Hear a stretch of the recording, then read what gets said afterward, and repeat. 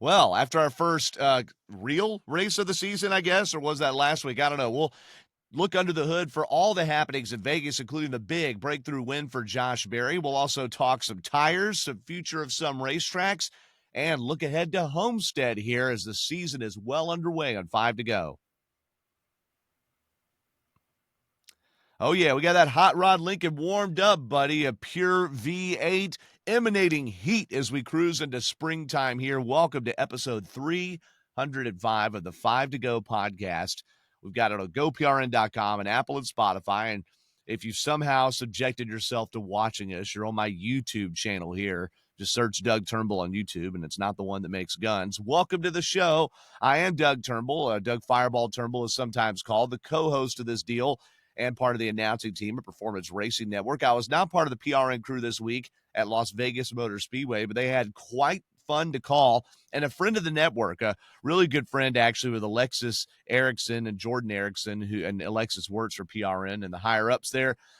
Josh Berry went to Victory Lane, and I immediately thought of Alexis and Jordan because they became friends with Josh when he was just a late model racer, not even running in the upper echelon of junior motorsports there. And so I've gotten to hear some good stories about Josh, but he went to Victory Lane for the famed Wood Brothers, and we'll talk about all that this week. Not with us again this week is Dan Elliott. Dan has had a little procedure. He's recovered from it. He's doing well. He's been all spicy texting about the races. Okay. He's very much spicy text about the races. So he's been plugged in, and he should be on with us next week there when he's fully able to get through the show, put up with me. All right. Now he enjoys putting up with this guy though, who is our roving racing journo, our multimedia enthusiast. And he's been eyeball deep in basketball coverage of University of North Georgia, the Nighthawks, after their women's basketball season comes to an end here. Devin Kupka, how you doing?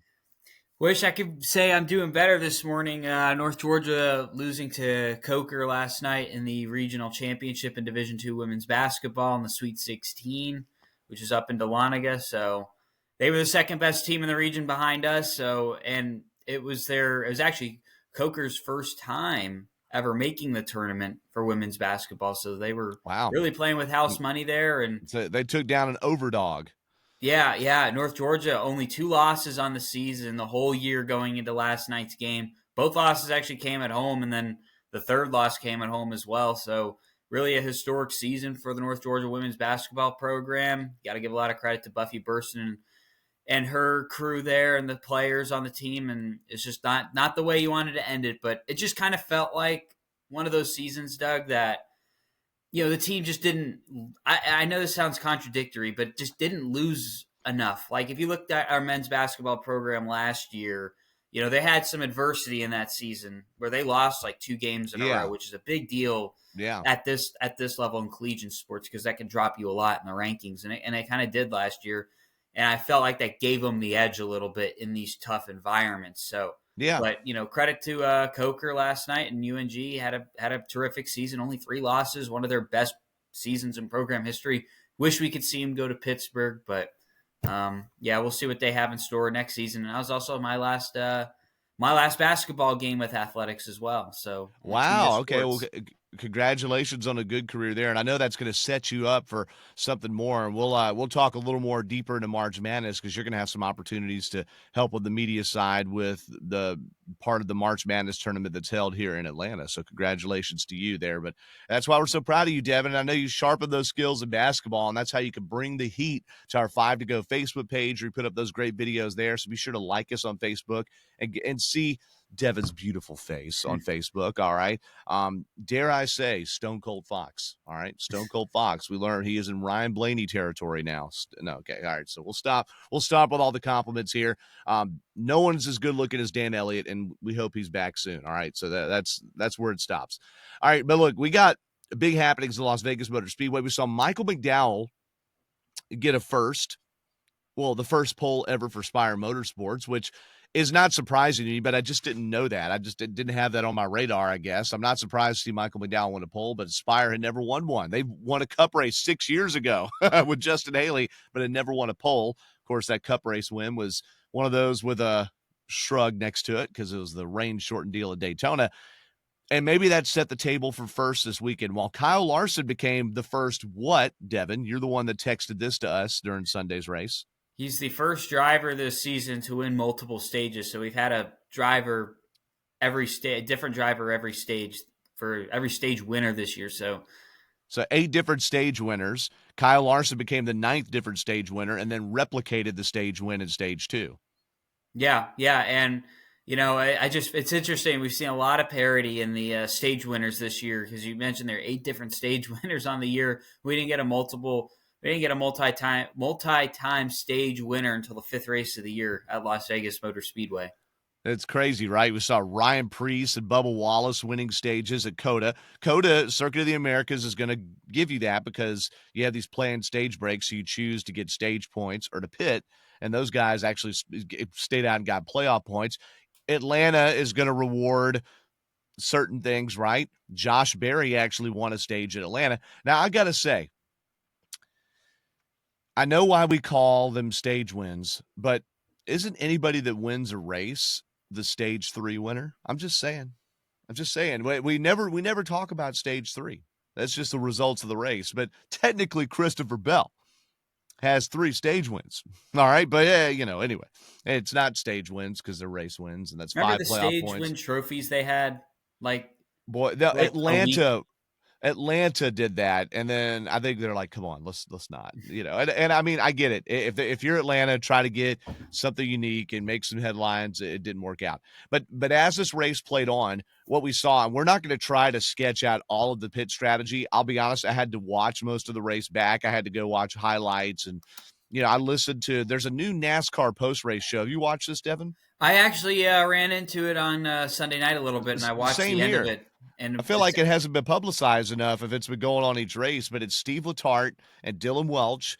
And Letarte is just, I mean, I was thinking like, oh my gosh, we could be doing this, Devin. Not that we're better than Steve Letarte, but I was like, but they're NASCAR licensed, so they can show footage. And so Steve Letarte has access to highlights, the highlight reel, playback, all this kind of stuff, and data, and is sharing his screen and showing all these different things about pit strategy. Dylan Welch is obviously really plugged into the sport, full-time CW pit reporter there, and I think he'll be on the Amazon broadcast too, right? And they bring in Alex Weaver from the racetrack, who's actually goes to every race for NASCAR.com, and they do a proper post-race show. All right. I mean, really, except for having callers call in or something like that, or having a bunch of drivers on, it really is a proper show. But what I saw in this is then the race came down to when you decided to pit because of all these Mhm. different cautions. And at the end, it put Josh Berry, Daniel Suarez, Ryan Preece in a situation to gain track position on the likes of William Byron and Kyle Larson and some others who had to drive all the way from the back toward the front and just couldn't get back to the rightful front place.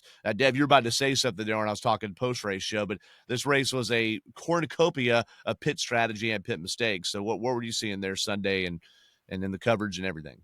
Well, yeah, that post race show. I think it's like the second or third week that they've been doing it on YouTube. But I didn't Yeah, watch it till this past Sunday. But I thought, wow, this is like a.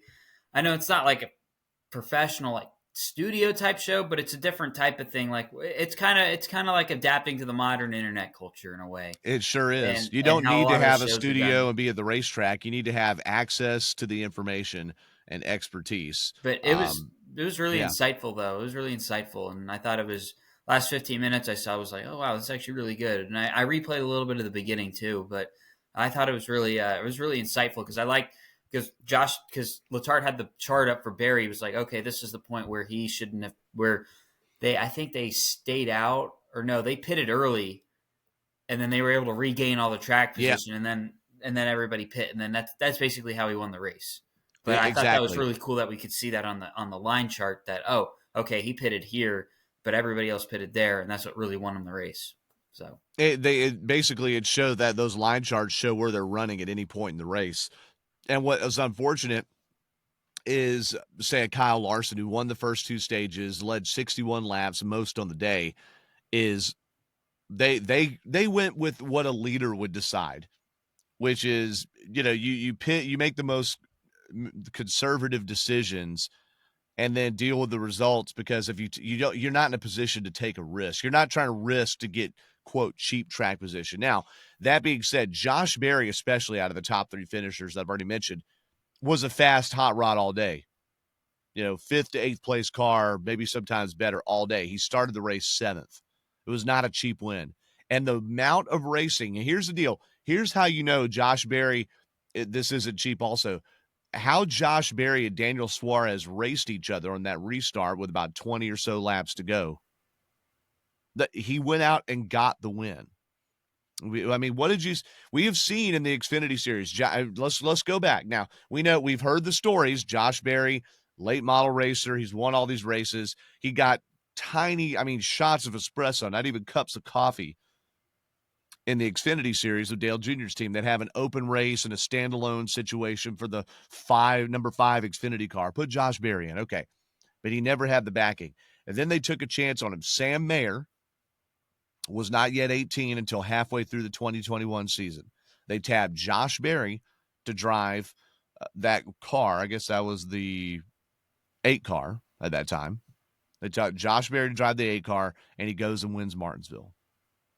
And then later in the year, he's substituting in all these different rides, substitutes for Michael Annett, wins Las Vegas. All right. And then in 2022, they put him full-time junior motorsports. He wins Vegas again. He ends up making some spot starts in the Cup Series. 2023, Chase Elliott breaks his leg. Josh Berry is the main driver to replace him. They used Jordan Taylor at COTA, but otherwise, it was, for the most part, Josh Berry. There was one race where Corey LaJoie was put in there, I think when the Xfinity Series was in Portland, something like that. And he finished 3rd at Richmond. He had some up and down results with that, and that set him up, along with being able to win 1 or 2 races a year in Xfinity, to be Kevin Harvick's replacement. But Denny Hamlin made a good point on Actions Detrimental this week. He didn't think at the time that Josh Berry was necessarily going to perform in the Cup Series because he was never the best in the Xfinity Series. There was always a car or two better than him in Xfinity. But he made the most of those opportunities, and now he's parlayed that into a victory in Cup. So, did Josh Berry, Devin, let me ask you this. Did he break through and win for the Wood Brothers? It's surprising when any Wood Brothers car wins, but did he break through before or after you expected him to get his first win? I'd say that definitely this was before, because he leans a little bit on the older side now. He's in his 30s, mid 30s. Put it this way. Let me ask you this. I'll say this. If you were to ask me, and not a super speedway race or anything like this, if Ty Gibbs or Josh Berry, and asked me this question in 2022, who's going to win their first race? I'd say Cup race. I'd say Ty Gibbs was going to win his first Cup race, and we could talk about Gibbs later. But Josh Berry, he just showed the wit out there, and he really earned that win. It wasn't just a fluke win; he just happens to be there. He really went out and earned that win, and absolutely, it's a lot of props to him. And really, he muscled that thing there, and he gave the equipment the best he could. And really outside the Burton win at Daytona last year, this is the first win, I guess you could really say. Remember the Ryan Blaney win in the Wood Brothers car, his first win. Yeah. He battled out Kyle Busch on those last few laps. So, I kind of compare it to that a little bit, where he was able to outdo the field, and he really earned that race because he separated himself from Daniel Suarez and then Ryan Preece, who finished 3rd on the race. Sunday. He really separated himself from the competition. It's a reminder too that Josh Berry's got it, and he was at Stewart-Haas his first full season in Cup, driving the next gen car, and he'd had some experience driving it, but still, he's still a rookie as far as that. What people saw in him, the reason that Rodney Childers campaigned for Josh Berry, that Kevin Harvick campaigned for Josh Berry, is racecraft. You didn't see Josh Berry going and throwing away races and making a lot of mistakes. A mature racer, really a great replacement for someone like Harvick. And I just think in general, he's got the blue-collar backing because he wasn't striking checks to get in those spots. He earned them, and he earned the trust of people like Dale Jr. to choose him in races that weren't funded versus somebody else. And I think that means a lot, too. You had this industry backing. This is a popular win. I haven't seen anybody I'm sure there's somebody out there. There's a person for everything. I haven't seen anybody dogging this win. He's 34 years old, from Tennessee. And now, no matter what happens, he is always going to be a Cup winner. And now it's what's next. Here's the deal. So you mentioned, here's how often the Wood brothers win. We can remember every single win. At That's least in how recent often memory. we could go. I could go out. Listen. Allow me. I'm not looking at any stat sheet here. All right. Josh Berry, Victory Lane, 2025. Less than a year ago, of course, Harrison Burton at Daytona. Then how far do you have to go back? You already mentioned it. 2017 to Blaney. Pocono, fuel mileage win.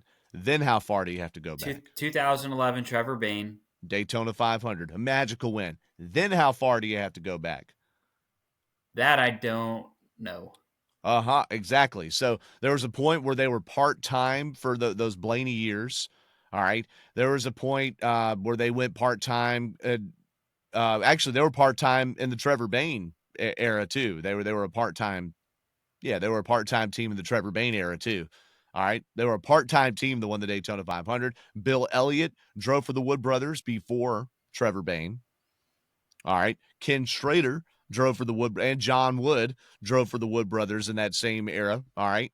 You go before that, Ricky Rudd almost won a race for the Wood brothers. Kansas 2005. He finished second to Joe Nemechek in the fall. So that was second. The last time they had won before 2011 was Elliott Sadler at Bristol. The Bristol Spring Race 2001. And the last time they had won before that was Michael Waltrip in the 1996 All-Star race. Last points race they won before that, Morgan Shepherd, Atlanta Motor Speedway, 1993. All right. And then you have to go back to Dale Jarrett, Michigan, 1991. All right. And then the last time that the Wood brothers won, and I put this out on X, at Doug Turnbull on X, the last time they won in consecutive seasons, Kyle Petty, 1986 and 1987. And then finally, we say now, so I lay all that up to say they have just now won for consecutive seasons, and the first time in almost 40 years. The last time they won multiple races in a season, Neil Bonnet, 1981. All right. So it's been that's literally thousands of races they've gone to the track now in 40 years. And it's taken that long to even do that. So that's pretty incredible. And they are Penske fourth car, but they do deserve credit for sticking it out that long. They have to pay a lot for that Penske partnership. If I had a bunch of money and wanted to get into NASCAR, the first thing I would look for is an alliance. And I would take every bit of credit if my team won. So, it's the same kind of thing. Anyway, big time deal for the Wood brothers. But how about those numbers, Devin, huh? Yeah. Like these wins, this is a hard sport, and the Wood family, which now is I think it's the third generation or the fourth. I get confused. Let's say the third to be safe, but they're now multiple generations in with John Wood kind of at the top of that thing. Yeah, and it's just learning how to adapt, and it's so different how NASCAR used to be run in the 60s and 70s compared to now, where it's a team game and all that. You got drivers pitting in their team pit boxes now, but it's just so different. It's so different now, and it's just the evolution of the Wood brothers and having to adapt. And I think it's going to be interesting to see what Josh Berry can do with the Wood brothers. I mean, look at Ryan Preece on Sunday. He had a good day, former SHR driver.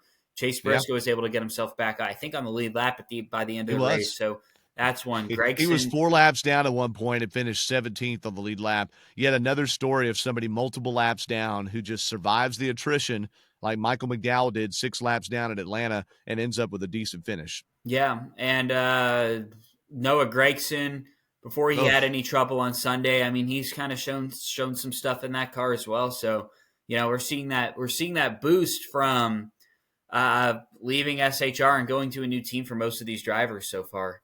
Yeah, for sure. And the one that stayed back or got re-promoted, if you will, Cole Custer. Cole Custer was the last car on the lead lap, 27th. We haven't seen a thing out of them this year except at Daytona, basically. Yeah, right? he's, I think, second to last in points right now. That's tough, and that's a performance. He's had some crashes. He's had bad luck, but he got wiped out in the Phoenix crash, wiped out in a crash at Atlanta. But that's that's a long season for them, and we're not with that Roush Fenway Kozlowski partnership. We're not seeing it pay off dividends over there. By the way, Cody Ware had like an average finish of 21st or something in the races he ran last year, and he's just been bottom of the barrel too. And it's a bad luck involved for the 51 car. So here are the top 10. Here's how they ran down. By the way, Christopher Bell not only didn't win his fourth race in a row, also didn't finish in the top 10. He ended up 12th. He had to overcome a couple of different things on Sunday, too. And the Gibbs cars just didn't quite have the muster that, say, the Hendrick cars did and some of the Fords did. So Josh Berry was the winner. Daniel Suarez, he finished second there. He's knocking on the door again. Ryan Preece, as we mentioned, is third. I think it's only Preece's second top 5 ever on an intermediate track, something ridiculous like that. I think it's his second top 5 ever on an intermediate track. I think he finished top 10 or something at Homestead last year. Maybe it's some version of that stat. That was a big run for him nonetheless. Now, William Byron, he led 10 laps on the day, former Vegas winner. He finished 4th. Ross Chastain and Byron, if they hadn't raced so hard, I wonder if Byron could have gotten up to Barry there at the end of that race. But Chastain in the membrane, Chastain in the brain, he finished 5th. 6th went to Austin Cindric, who led 47 laps on the day. And that says something here when I think it's 7 of the top 10 drivers all led double digits in laps. 7 of the top 10 drivers all led laps, 6 of them in double digits. There were 32 lead changes, which I believe is a Vegas record, I heard, for what it's worth. However that happened, right? Austin Cindric was 6th. Alex Bowman, former Vegas winner, he was 7th. A.J. Allmendinger squeaked into that 8th position for Colleague Racing. 9th went to Kyle Larson, who we said led the most laps of the day at 61. And Quiet Clyde ended up 10th. Dawsonville's Chase Elliott there. I mentioned Christopher Bell was 12th. Chase Briscoe rebounded to finish 17th. Joey Logano ended up only 15th. He was on the same pit strategy as Barry and Suarez and Preece, but on his last pit stop, he pitted too close to the wall. He slid through the pit stall, and he went from the top of the heap all the way, to the back of the lead lap because of that. And he drove back to 15th there.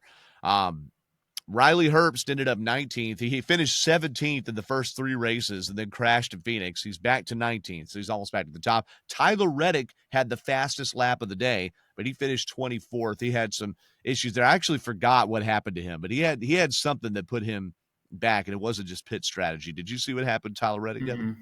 Okay. Denny Hamlin ended up, and he led 34 laps too, by the way. Denny Hamlin finished 25th. He had a pit road speeding penalty. At one point, he was up there fighting in the top 5, though. Bubba Wallace was really fast. He led 20 laps. He got damaged in the seminal incident of the day, which was basically Christopher Bell, Ryan Blaney, and a couple of others were 4 wide. Blaney seemed to be the one that forced the issue, and he kind of slid up the track there, and it caused a multi-car wreck. That wreck collected Ryan Blaney, was Shane Van Gisbergen in that crash? I know Van Gisbergen crashed out. Austin Dillon was in that wreck, and it damaged Bubba Wallace too, and I believe Todd Gillens. No, Todd Gillens was in another crash. But anyway, some guys had their days foiled. Ryan Blaney was in a backup car, Devin.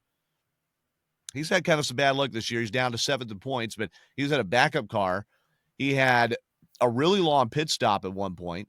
They had trouble on one of the front tires, getting the tire off, I think, on one of the first pit stops, and drove back through the field again, and then was trying to drive up through one more time, and then he got in that crash there and finished 35th. So there you go. That's Yeah. And by the way, did I misspeak?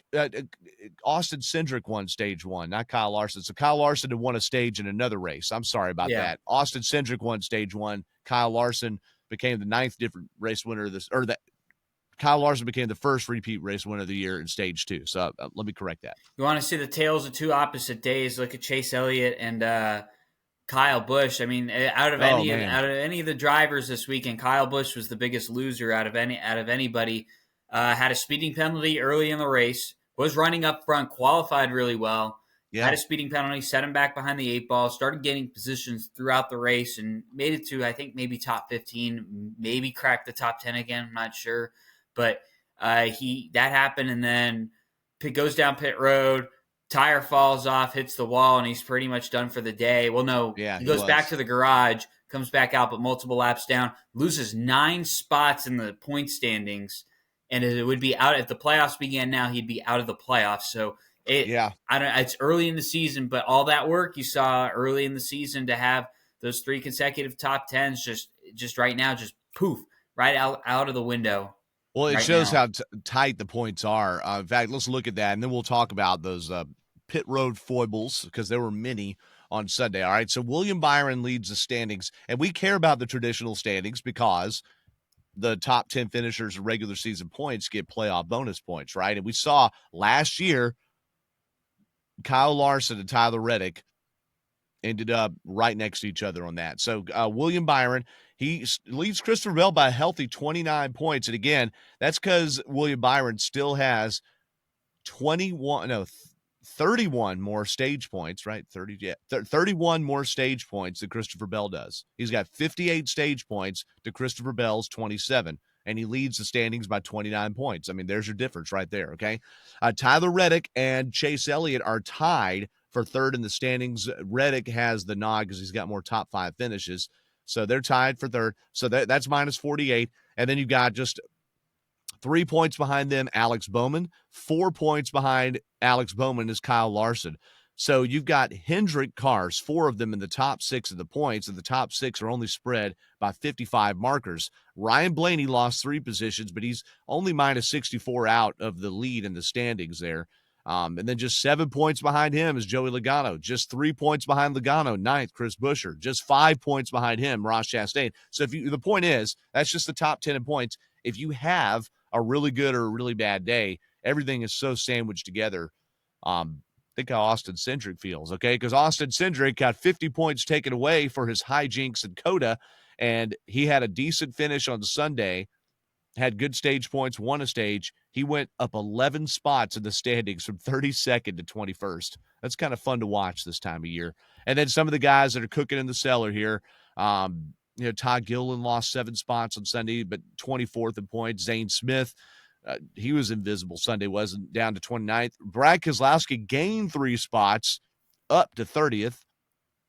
Shane Van Gisbergen 31st, Austin Dillon 32nd. Noah Gregson's had a tough time this year, although he has a couple decent finishes. He's down to 33rd. And then we're not going to spend much time on this, all right? We did that 2 episodes ago. Respond right here. Okay, now, neither gaining nor losing points in the standings. 34th, Tyrone Gibbs. Ty Gibbs finished 22nd on Sunday, and you're like, oh, wow, how refreshing. Yeah. But there was a point where he got lapped under green outside the top 30 early in that race. Yeah. It's been tough for him, and I don't want to go too in-depth about this, but I looked at his stats, but since the Roval last year's, when everything has gone pretty much downhill, 35th, 30th, 36th, 32nd, 40th to end 2024, started 2025 16th, 32nd, 34th, 25th, and 22nd, and there are 4 DNFs in that time span. So it's been a really, really rough stretch that actually goes back to last several year. Races into last year. Yeah, it's been tough for that 54 team. And here's the thing that's telling is it's okay. If Ty Gibbs were having, say, Bubba Wallace luck, where he's fast, top 5, top 10, breaks something, gets crashed, you can't put that. You don't put the busted brake rotor. You don't put the busted brake rotor on Ty Gibbs last week. You don't put it on Bubba Wallace at Phoenix. You don't put a loose wheel on Ty Gibbs. Ty Gibbs has 0 stage points this year, 0 top 10s, 0 laps led. All right? That is a haunting lack. He's got 2 DNFs and 0 stage points. That is a haunting look at that team. And by the way, look, 1 win changes everything. This is only 5 races, but it's weird that it's 5 races plus the last few of last year. So there's a new crew chief over there, but Tyler Allen won, 8 races last year in Xfinity. And I'm honestly a little more interested or intrigued by the chemistry change on Denny Hamlin's pit box than I was on Ty Gibbs. Having Chris Gale move over to Denny Hamlin, I don't know that that's proved in tremendous dividends either, but Hamlin's not slumping in the same way. So we'll keep a pin in that, and we want to see our good drivers shine, and we want to see everybody. We don't want to see anybody swooning and slumping like that. And by the way, I mentioned Cole Custer earlier. Cole Custer is one of only two full-time drivers behind Ty Gibbs in the points. Cole Custer, 35th. Jimmy Johnson is 36th in points, and then Cody Ware, 37th. Cody Ware has only 24 points this year. Christopher Bell had 57 points last week in Phoenix alone. How about that?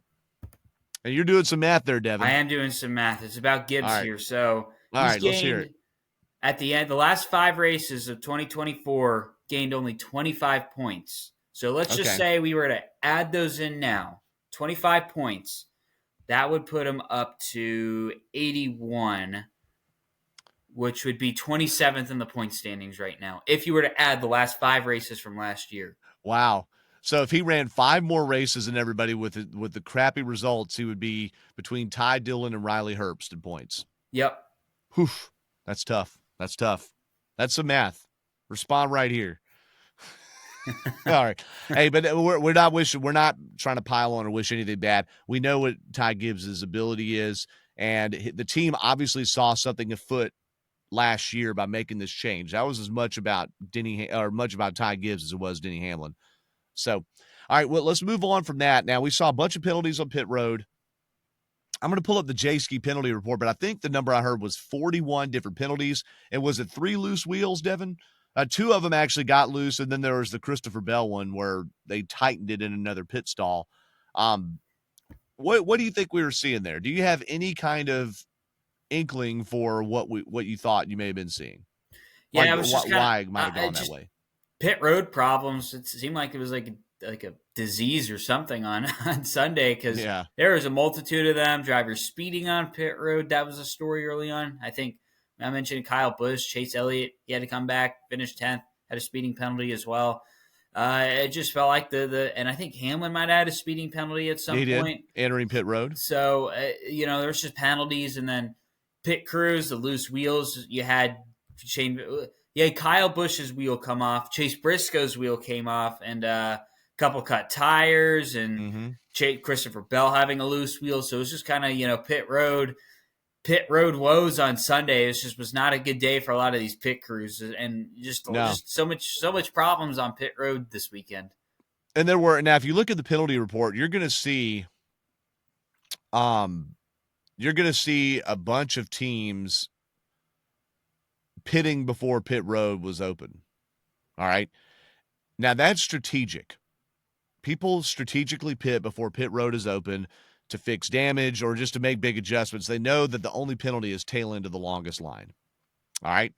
So that just, when you look at it and you see, I think it was 41 penalties here. It doesn't have the number listed, but we had 2 loose wheels too. We had the Chase Briscoe loose wheel, the Kyle Busch loose wheel. That actually caused Busch to get crash damage, and we already talked about that.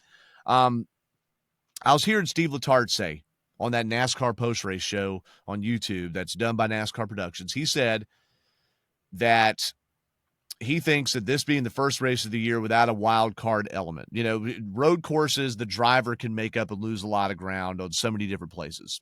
The first 2 races, Atlanta, Daytona Super Speedway, and even Phoenix, while that's a more traditional race, has the option tire. But this Vegas race, here we are at an intermediate track. There's no really other variable. And there were green flag pit stops too, which we haven't seen a lot of green flag pit stops this year, have we? We really haven't. I don't think we saw any in Atlanta that were scheduled, right?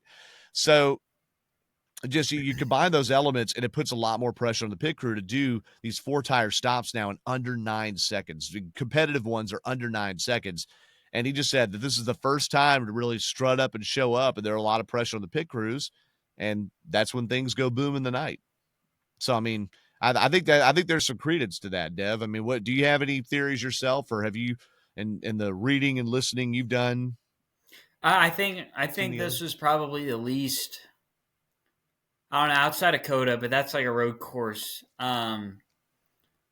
Because Phoenix seemed a little chaotic on last week. I mean, I feel like we've had big ones at like every track this year except Coda. I think, except Coda. Atlanta. You mean big ones, big crashes, yeah. Yeah. She had the big one last weekend at Phoenix, and then this one wasn't.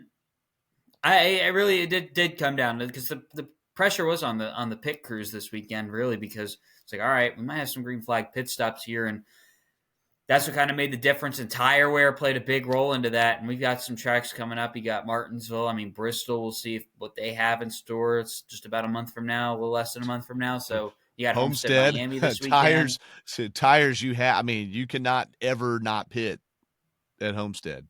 Yeah, And we were actually having teams starting to run out of tires in the Cup Series, which you don't see much of. They have the tire limit. It's not because they're poor, okay? They have a tire limit, and you had to. There was a point at the end of the race where people were down to their last set. I think. yeah, it's something like that. I remember last year at Bristol, they actually started making more tires Yeah, they last gave they year when gave the whole teams thing extra happened. sets. Yeah. And yeah, you're just coming to that stretch of the season. You have Martinsville, Bristol. I mean, you have Homestead coming up. That's going to be an interesting race. I really like, and I know we're still talking about Vegas, but I really like Homestead as a regular season race, and I think we're set for a good race. I do. I like it better as a playoff race. We saw what Tyler Reddick did last year, but I'll take Homestead. I mean, I almost would take it twice a year, but I will take races like Homestead as much as we can have them. One thing about Homestead, and this is the thing, we have pretty high expectations set for intermediate car racing. We saw cars get spread out at Vegas. We saw them get spread out at Phoenix, even with the option tire. It was one of the best Phoenix races we've ever seen, but especially with the primary tire, it was hard to pass. The aero effect is still huge. And at Homestead, it's endemic to have cars spread out. It's just that the tire management thing, you can see the yo-yo happen. All right, you can and you can also see incredible moves like what Tyler Reddick made on that last. That was a restart, right? That was a green white checker, wasn't it, or something like that? It was very close finish there at the end. They're a very recent restart. I think it was a green white checker. It If these races stay green, they're going to get spread out. That's just what's going to happen. So, if you start complaining about that, say, oh, it's boring. Well, I mean, yeah, that's what happens when you have a race actually happen. Is they get spread out almost every racetrack except for super speedways. So, and we even saw that at Vegas, even though intermediate cars have kind of been drafty, or the Gen 7 cars have been drafty on intermediate tracks. One thing about the tires too, there was Goodyear tire testing last week at Phoenix at just the Cup cars after the race there. And I can't remember the number. They said they tested over a dozen different tire combinations, running in full fuel runs. That's a big deal. This, as we speak today at Charlotte, so that's Tuesday and Wednesday, you're having Goodyear tire testing amongst Cup and Xfinity teams. For the Cup Series, you've got Ryan Blaney, Chase Briscoe, William Byron. Xfinity Series cars that will be there are Sheldon Creed for Ford, Eric Almirola for Toyota, Austin Hill for Chevrolet. So all three manufacturers get one car piece in the top two series to tire test at Charlotte.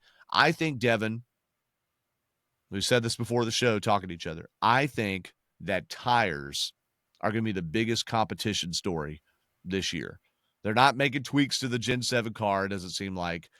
Yeah, there may be some other rule changes. Who knows? That those come and go. But tires, Goodyear finally getting out of the box and starting to use softer tires is a big story. Do you agree or disagree? I agree. I agree with that. I mean, look at what happened. I know Vegas is starting to age, but I mean, just look at some of the things this year, and we got some tracks like. I think one of the most anticipated races is going to be the Food City 500 next month at Bristol because that's the first time they're back. Because the thing about last year with Bristol was that was run during the day, kind of in the wintertime. And this one's still kind of in that. I know it's springtime, a month later than it was last year, but the night race was much warmer. So I feel like that's still going to play a role where he had that thing last year. So you got that. So there's just tires are tiring, I guess you could say, Well, they need in a to good way. wear out. They need to wear out. All right, you got to have tire wear, and that was the difference in some of the strategy back on Sunday. People had to pit almost every time, and it was a matter, Homestead, Tyler Reddick, Billy Scott, his crew chief, pitted him. I think it was later. Yeah, they long pitted him, knowing his only chance to win is that they had a yellow and he had fresher rubber than everybody else. That was how Tyler Reddick won Homestead. Having that variable part of the mix is scintillating to watch good drivers do that. All right, so agree. Now to the Xfinity Series, Justin Allgaier finally wins a Vegas race. I think I'd heard a stat, Brett McMillan on PRN said, I think Justin Allgaier, very similarly to how he had made the championship 6 or 7 other times before winning the championship, he had podium finishes or top 3 finishes in the Xfinity Series of Vegas. I think it was 6 times before this past Saturday. And he finally broke through and won. He beat him with a 2x4. Okay. He led 102 laps. Really didn't leave a whole lot for the guessing there at Vegas. Hey, he led 102 laps. Eric Almirola, he finished second. Of course, Almirola won Phoenix a week before, and he led 51 laps. And then the rest of the top 10 there real quick were Jesse Love, Austin Hill, Sam Mayer, Brandon Jones, back-to-back good finishes for Atlanta's Brandon Jones there after just a torrid stretch of luck. Fellow Georgian Ryan Sieg was 7th. Harrison Burton, it's amazing what happens when you get a little confidence and you put the right driver in the right team there. Harrison Burton, another good finish. He finished 8th. Connor Zilic was 9th, and 10th went to Sheldon Creed there. Zilic did lead 28 laps at one point. Did you see, there wasn't a lot to write home about the Xfinity race. I just want to say the Liuna, as it was called, it had no number after it. It was just the Liuna, the Liuna Xfinity race. It did not leave a whole lot for the guessing, I guess. It had 10 cars on the lead lap. So you didn't dig too much into that, right, No, Deb? I was working. Only day I had off was Sunday, and I did because we hosted the regional at North Georgia for women's basketball. So I did 22 hours in 2 days. So that's Friday, Oof. Saturday. So I didn't get to catch anything. Oof. That's tough. Except for the That's cup race tough. on Sunday. That's tough. Well, we've seen Eric Almirola. We've seen Eric Almirola, Connor Zilic, Jesse Love, and Austin Hill, and now Justin Allgaier go to victory lane in the Xfinity Series. So no 2-time winners there yet. And in the point standings, Jesse Love leads Allgaier by 2 points. Then Sam Mayer's third place in the standings, minus 13 from the lead there. So still pretty tight in that. Truck Series racing, they were back after a couple weeks off. The EcoSave 200 late on Friday night. And boy, did it go late. It got delayed twice by rain, and I stayed up for it.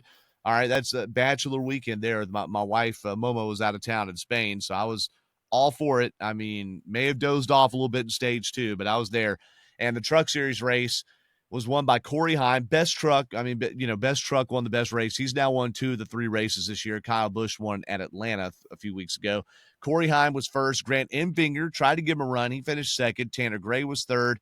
Fourth went to Ty Majeski. Fifth went to Lane Riggs. And also impressive to see that the 6th place finisher, Stuart Friesen, led 14 laps. I think that's the most laps Stuart Friesen led in 3 years since he won a race at Texas, by the way. And in the Truck Series points, Ty Majeski leads by 5 over Corey Heim, who's got a 3-point lead over the 2 third-place trucks, which are Grant Enfinger and Chandler Smith. Keep forgetting Chandler Smith is in trucks, right? It's kind of sneaky there. But trucks put on a decent show, but both the Xfinity and the truck race neither held a candle to the action we saw in the Cup Series there.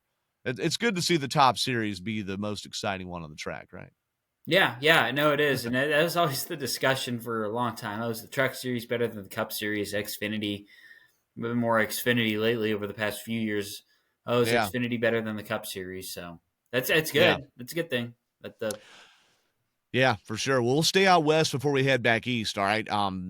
Little other NASCAR headlines. We'll go quickly through here, other racing headlines. There's an LA Times article that they did some digging there and basically got the higher-ups at Auto Club Speedway to go on the record saying it's still up in the air how things are going to shake out with this potential half-mile track that's going to be built on the property. And if you've seen any of the aerials or any of the pictures from Auto Club Speedway, it's sad because most of the track is torn down, but they still have enough of the front stretch and the grandstands left that you could carve out a half-mile type track there, but there's warehouses and stuff being built all around it. And it just seems more and more dire, Devin. And I'm thinking, too, NASCAR is probably not trying to build a new racetrack until they know how much of NASCAR still owns after this whole lawsuit thing. How much is that lawsuit going to cost them? I think that has something to do with it. But, Devin, what do you think the best prospects are to be in the California market again? The Southern California market. We'd go to Sonoma. I don't know. I was thinking, I talked about it in our little meeting before the show, but how about Long Beach? Roger Penske, I think, bought something into that. You know, he owns Indianapolis Motor Speedway. I think he was one of the driving forces that NASCAR went on the road course instead of the oval for a few years. Why not do Long Beach? Well, I think that's been shot down, and I don't remember where, who. I don't have my receipts in front of me, but I feel like that was a non-starter somehow, and and maybe it's because the Long Beach course is not great for stock cars. Maybe it's too narrow. I'm not sure. I've heard that before, but there's been talk too, Devin, about having a street course in San Diego. Maybe that's the next frontier after doing the third year of the Chicago street race this year. Is that they're trying to get to Southern Cal via San Diego. Yeah, it's interesting because the land that Auto Club sits on is so valuable right now, and we've seen the aerial shots. It's going to be tough because how they wanted it to do that, they're going to have to reprofile the infield. They're going to have to tear down the now what would be considered the backstretch suites. So I don't know. It's going to be tough for them. I feel like you would have heard something, or I will say this: if you want to hold out hope, they might be waiting for all that stuff around it to get built first to see what things actually look like, and then they could go forward. Either, hey, we're just going to sell this piece of land off. Because Yeah. I feel like until you actually, you have renderings and stuff, but until what it actually looks like, it's like, all right, this is what we're really working with here. So I don't know, we'll see. I think it's unlikely Auto Club comes back, but you never know what'll happen. It seems more and more unlikely, and I know that. I mean, the last race we saw there is 2023. There were talks, and even before that, of what this half mile idea. And it seems like you're fitting a square peg in a round hole kind of thing. But I'm sure NASCAR will find a way to be back in that market, just like there are talks about this COTA, come back in 2026. I mean, you want to be. It feels like NASCAR needs to be in Texas twice a year, and it's nice to have it spread out between Fort Worth, Dallas, and Austin. A couple hours apart. So I agree with you on all of that. Now, some more other headlines here. Progressive, the insurance company, auto insurance, is looking to do more in NASCAR. We saw them sponsor little things, drips and drabs here and there. In fact, the rendering or the picture for that article that I saw through Sports Business Journal at J-Ski was of Ryan Newman's number 6 Progressive car from several years ago. But with Geico no longer sponsoring anything in NASCAR, they're not a premier partner. They've not been on a race car in a long time. They're not sponsored the Restart Zone. That opens the door for more auto insurance. And honestly, that's such a competitive field, Devin. I mean, with State Farm and Progressive and the others, and just that I feel like NASCAR's laying right there, and it's good to see them attracting big money. No, it is, and that's a good thing because they're lacking an insurance partner right now. We don't see State Farm in at all. Geico's really is really Yeah. rescinded from the sport. I mean, we don't even have Nationwide, pulled out several years ago, right? yeah. They were the Xfinity Series entitlement, and then they were with Hendrick Motorsports. They kind of took that from the title of a series and put it into just Dale Jr., but they've been pulled back too. But So. excuse me. Once Hey, this is early morning version. All right, we're back to early morning, not late night, okay? yeah, That's why I'm chipper and he's tired, okay? No. it's the thing. Like once Dale Jr. left, the nationwide deal was kind of it was going to be up probably pretty soon, which it was. I mean, Bowman only had it 1 or 2 seasons when he was driving the '88, Yeah.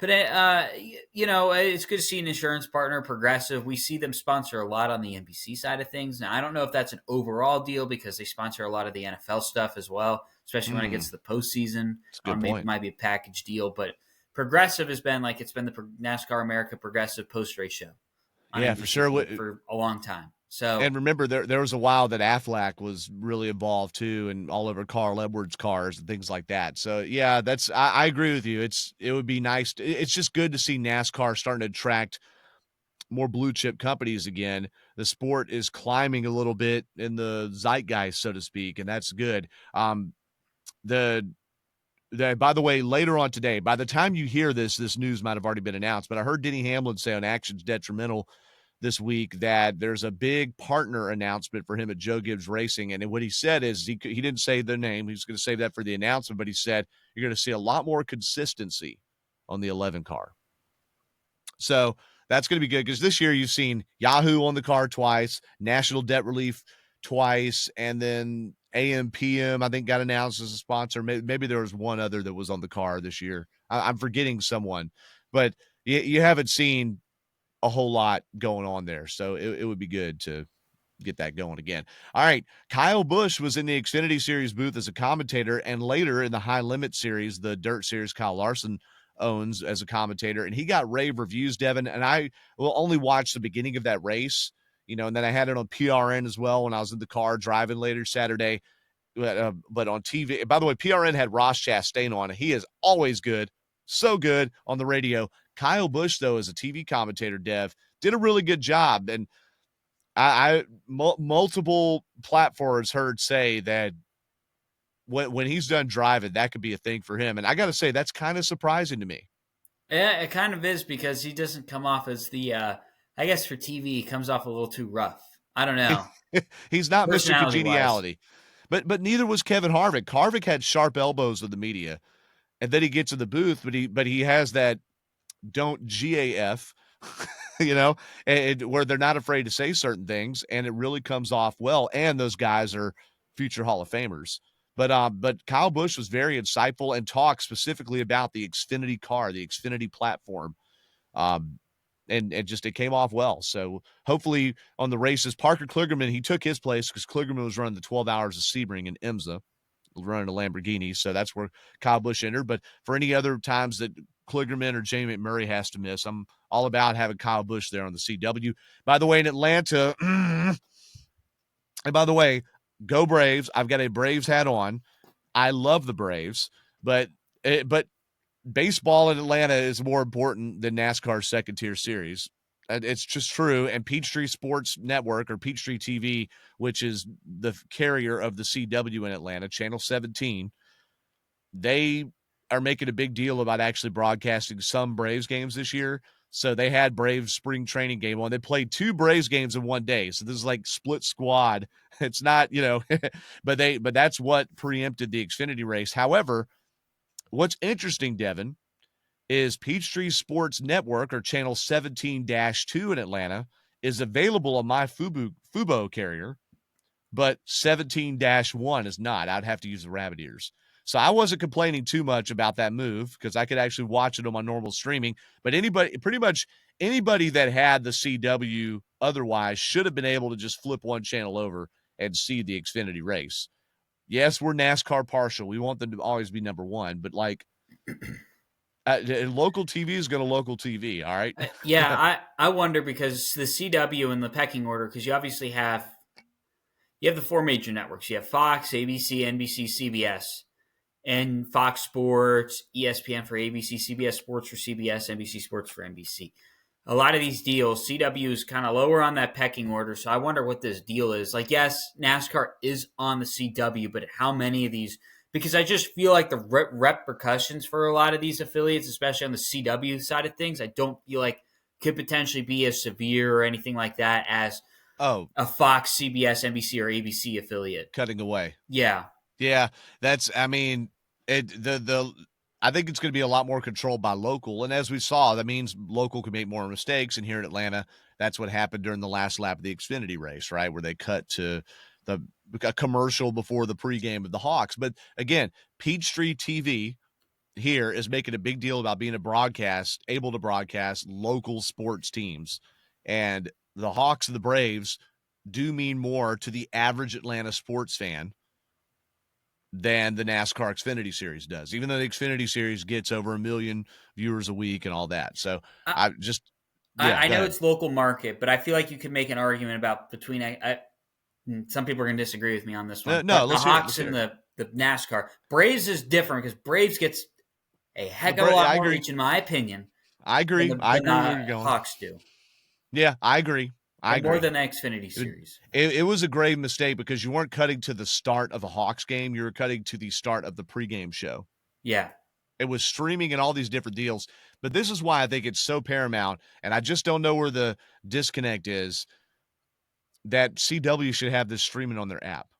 That's what I don't understand either, that they didn't have it on the CW app. I know they have the Peachtree Sports Network. I don't know what the deal is with that, but I'm surprised because the Peachtree Sports Network is a separate thing, and if I'm not mistaken, it's a separate channel, but it's owned by Gray Television in Atlanta, which Gray Television is the carrier of the CW. So that's just another channel. Like they have 17-1, 17-2. So that's what it is. Now, but here's why. So Matt Weaver from Sportsnaut, N-A-U-T, Sportsnaut. Matt Weaver wrote a whole deal about the CW and some of these local issues. And one thing the CW said is that Nexstar, that owns the CW, is very focused on their over-the-air watchers. They don't want to take away from that in exchange for people watching on the app. So that's their strategy. This isn't an accident. But I think they're missing something there. I should be able to take NASCAR on the go with me and watch it anywhere I want to.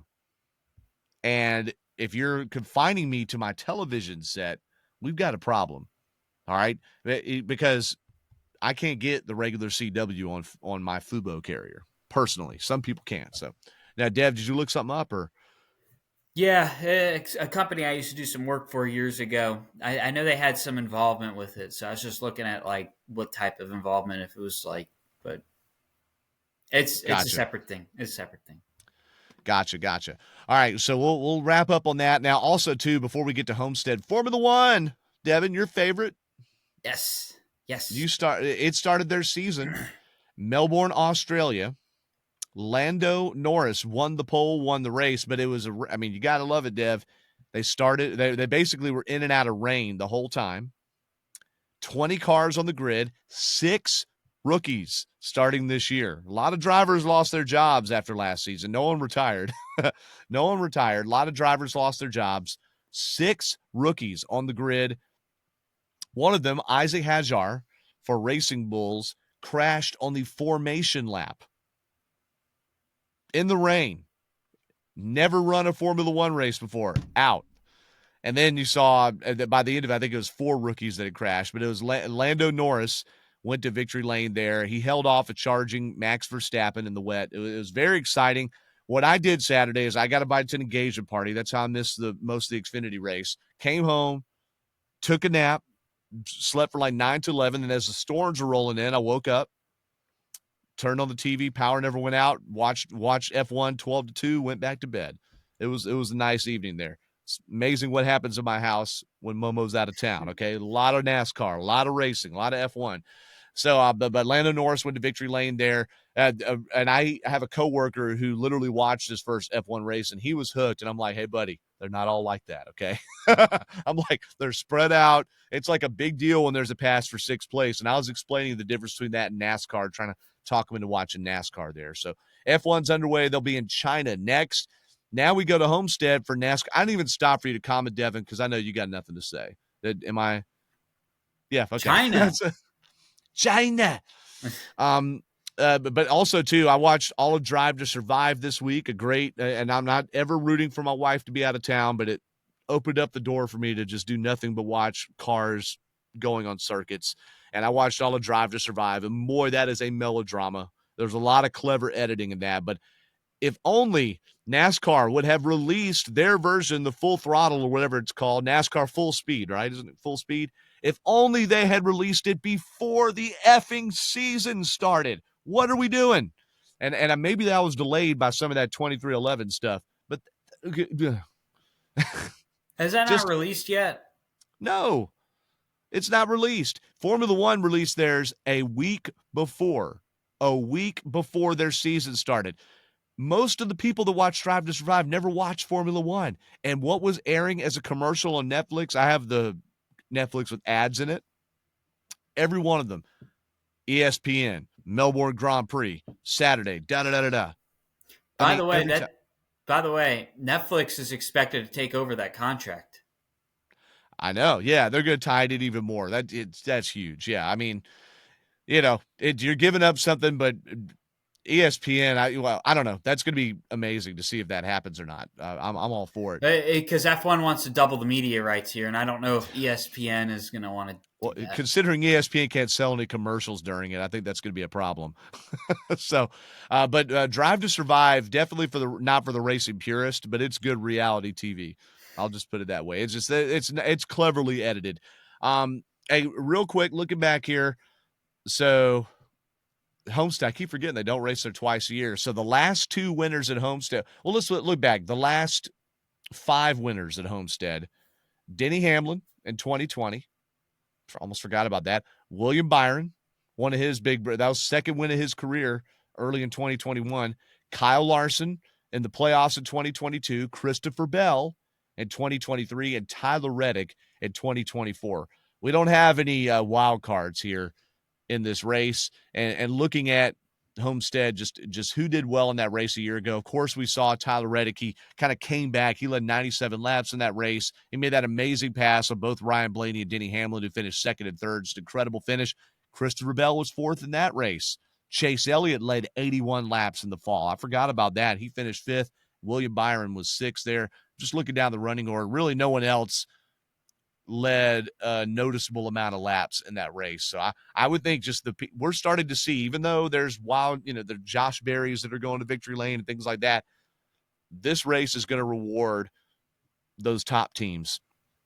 And you got to think now, what will the tenor be different being in the playoffs versus out of it? Devin, you said that you're looking forward to Homestead being out of the playoffs and as a regular season race. And I'm going, this is a driver's track. I want it in the playoffs. So make your case here. Well, the TV broadcast gets to focus on stuff that's not involving the just playoff drivers, so you get to see more racing action, which I thought the race in 2021 was really good there. And that was on the old 2021. package. Wait, 22. Okay, got it. I thought it was pretty decent when Byron won the race. And Yes. I think we're set for a good race, and the TV doesn't have to focus on 8 drivers throughout the whole race. So we're going to get to see some good racing, I feel like. That's a good point. Yeah, 8 drivers. Austin Hill, by the way, was the winner. Non-super speedway, folks. Austin Hill was the winner of the last Xfinity Series race there, and Grant Enfinger won the last truck race there in 2024. Buddies, they are wheelmen, okay? Let's look here at the schedule real quick for this weekend. I got to click around to pull that up real fast. So I know I'm not doing a good job making eye contact with the monitor. I apologize, but hello, YouTube. Friday night, 8 o'clock or so, is the Baptist Health 200 for the Truck Series. The Hard Rock Bet 300 is Saturday at 4 p.m. for Xfinity, and then the Straight Talk Wireless 400 Sunday at 3 p.m. And I'm going to dial up real fast and get our qualifying times and all that stuff like that, so you know when to watch, because that stuff is a little confusing, especially with trucks. You realize you're at work during the day Friday. They're like, what? They're doing what right now? Seriously? So let me pull that up real quickly for the weekend schedule. I'm glad to see them all 3 back at the racetrack again. Just want to say, so Truck Series practice at 3:35 and qualifying at 4:40 on Friday. Then you go forward to Saturday. Let me click that. That's will be the busiest day on the track, of course, as it often is. So Saturday's schedule, we'll have Xfinity qualifying, which, remember, that's on Prime. All the truck stuff's FS1 or that group of networks. On I misspoke. Sorry. Xfinity practice and qualifying 10:35 and 11:40 Eastern time on Saturday morning. That's on the CW app. That's the only place you can find it. CW app, not on TV. Then the Xfinity race, of course, is at 4 p.m. The Cup Series qualifying and practice and qualifying 105 and 210, and those are on the Prime service, Prime Video. All right. So you got to have the CW, you got to have Prime. Got to have, I guess it's FS1 for the Cup race, right?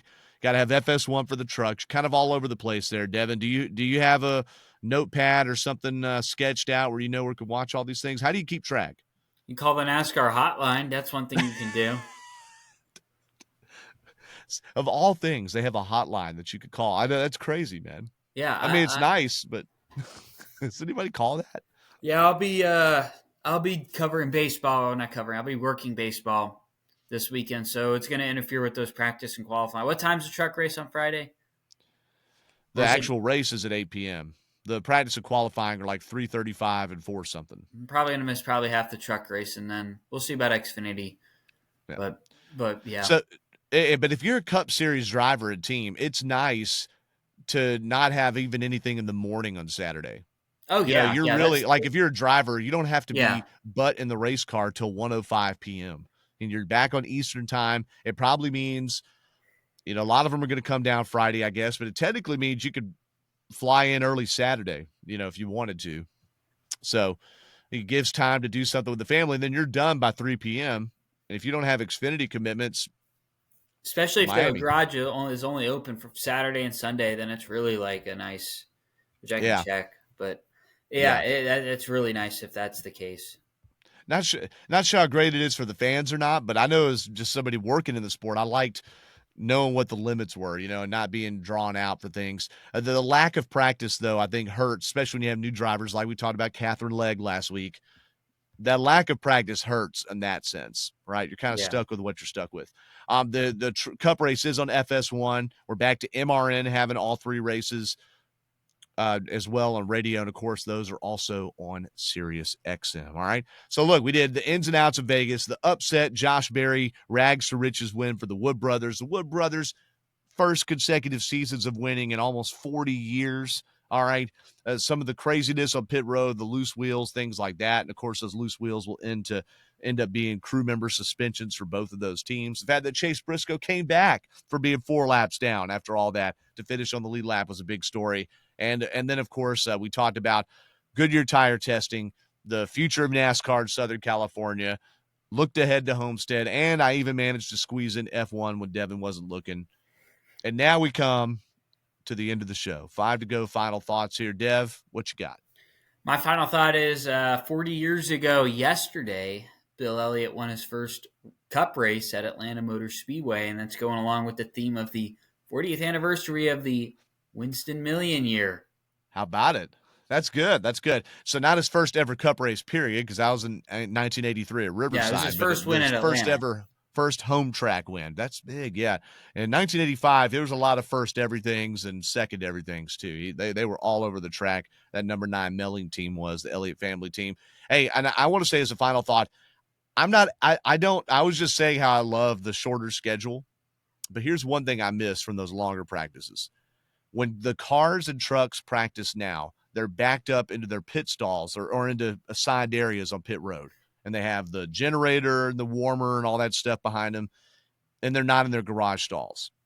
So they come, they make a run on the track, they slurk down pit road, they back into their spot. And then once the session's over, the teams push them back into the garage. I miss this, especially as a media member or someone that's had a garage pass. The cars practicing and driving in and out of their garage stalls, because there's something about those cars being in first or second gear or whatever, and they're coming by you, and they're like over revving because they're in a low gear. And there's just something that is so scintillating about having those cars when they're not at speed but still making loud noise and driving right by you, that, and sometimes I'm in the way because I'm a knucklehead, that I do miss. It's sort of like it's all separate from you, and then it just happens on the track. That one time of practice where you have hot track, hot garage, and you could be right around the cars while they're moving with the driver in them is pretty cool. So out of all the good things we've gained by having a shorter weekend, I do miss that. And Devin, you were never even there for any of that, where you weren't there having the cars just not chug really by you like that. Yeah. Although the one time cool. in Nashville, the first year, they had qualifying the same day, which I think they should look into doing. Same day qualifying as the race. Now you can have practice beforehand, but I don't know. Yeah. That's just a thought. Yeah, that's yeah, I think they want to give fans a little more. I've been to weekends like Brickyard last year, and I think not Charlotte. Brickyard, Nashville had it a few years ago where they had the hour practice session for the weekend. Yeah. Yes, I guess in those cases they still do it. They're not, but were they practicing for an hour? Were they going into their garage stalls? Session. But were they going into their garage stalls, or were they using the pit road section? I don't remember. Because going in and out of the garage stall is pretty cool. Just saying, it's fun to see them work on the car, do a quick change, and then just they're trying to it's like you have this sleek, sophisticated, super fast race car coming by, and it sounds like it's driving on 3 wheels. It's like I don't know, whatever. Okay, that's probably too. I'm looking like a buffoon here on YouTube. Big surprise. But Devin, thanks so much for lending your time this morning, and to everybody here for listening. And again, well wishes to Dan Elliott. He's hoping to be back next week. There, we miss him today because I know he would have had something fun to say. And he's sent me some of his theories about what he thinks some teams are doing right now, getting ahead for the playoffs and trying not to show their hand too much. Already 5 races in. So some of Dan Elliott's wisdom is going to be back on 5 to go before we know it. So for Dan and Devin, I'm Doug. God bless you all. Thank you for listening. Be sure to like our Facebook page, send this link around, subscribe, and write comments and like and all that kind of stuff that we're supposed to do to solicit your favor. all right, to help us in the algorithm. But we'd love for more people to keep watching here on Apple, Spotify, GoPRN.com, and YouTube. So thank you for watching the 5 to Go and listening to the 5 to Go podcast. We'll have another episode coming your way here next week.